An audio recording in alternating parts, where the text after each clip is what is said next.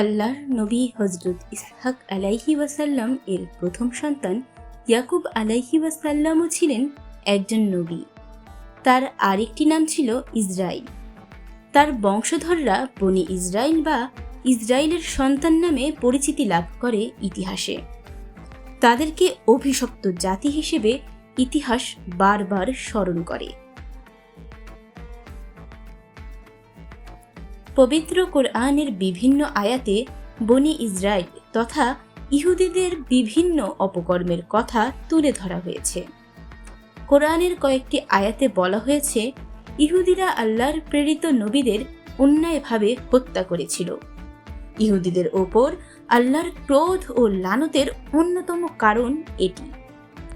আল্লাহ তাআলা বলেন, আল্লাহর অনুকম্পা ও মানুষের আশ্রয় ছাড়া যেখানেই তারা অবস্থান করুক সেখানেই তারা হয়েছে লাঞ্ছিত।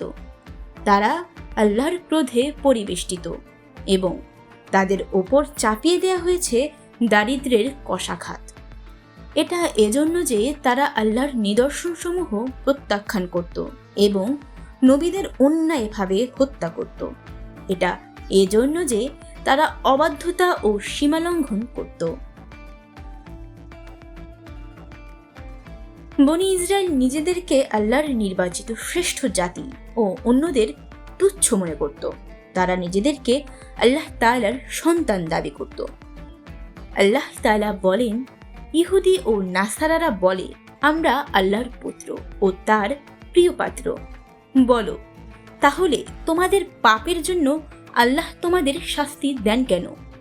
বরং তিনি যাদের সৃষ্টি করেছেন তোমরা তাদের অন্তর্গত মানুষ। তিনি যাকে ইচ্ছা ক্ষমা করেন, যাকে ইচ্ছা শাস্তি দেন।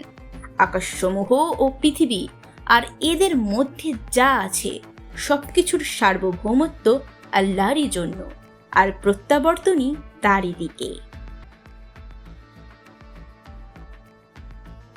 বনি ইসরাইলের অন্যতম বৈশিষ্ট্য ছিল তারা মানুষের সঙ্গে প্রতারণা ও বিশ্বাসঘাতকতা করত। আল্লাহ তাআলা বলেন, বনি ইসরাইল যখনই কোনো অঙ্গীকার করেছে তা ভঙ্গ করেছে, বরং তাদের অধিকাংশই অবিশ্বাসী। বনি ইসরাইল সুযোগ পেলেই পৃথিবীতে অশান্তি সৃষ্টি করত ও সংঘাতে লিপ্ত হতো। আল্লাহ বলেন, বনি ইসরাইল যতবার যুদ্ধের আগুন জ্বালিয়েছে মহান আল্লাহ ততবার তা নিভিয়েছেন। তারা পৃথিবীতে অশান্তি ছড়িয়ে বেড়ায়, আর আল্লাহ অশান্তকারীদেরকে ভালোবাসেন না। আল্লাহ তাআলার বিধান প্রত্যাখ্যান, নবীদের হত্যাকাণ্ড, বিশ্বাসঘাতকতা, প্রতারণা সহ বিভিন্ন অপকর্মের কারণে আল্লাহ তাআলা বনি ইসরাইলের ওপর ক্রুদ্ধ হয়েছেন।